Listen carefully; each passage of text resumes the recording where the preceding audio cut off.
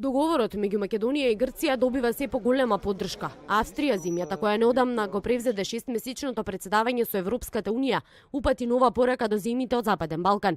Австрискиот канцелар Себастијан Курц во интервју за грчки Катимерини вели договорот зимето меѓу Скопје и Атина покажува дека упорните преговори и дипломатијата носат резултати и уште еднаш ја потенцираше австриската поддршка за европска перспектива на земјите од Западен Балкан. Топло го поздравуваме договорот помеѓу двете страни.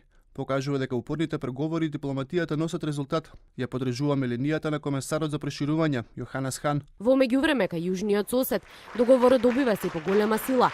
На 320 интелектуалци, меѓу нив универзитетски професори, новинари, писатели, режисери, ставија подпис на текст кој натаму е во фаза на подпишување, а се однесува на поддршка на договорот. Ние левицарите, демократите и прогресивните граѓани го подржуваме договорот, бидејќи сме против национализмот и се залагаме за мирно, солидарно европско-балканско соседство, бидејќи договорот ги надминува националистичките и верските тензии, ги почитува достоинството и правото на самоопределување на соседната земја.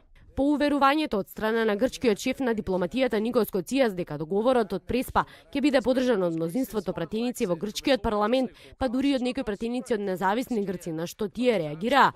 Со исто уверување денеска излезе и потпаролот на грчката влада Димитрис Занакопулус. Министерот без ресор вели очигледно е дека договорот ќе помине во грчкиот парламент, во спротивно немаше да ставиме подпис на него.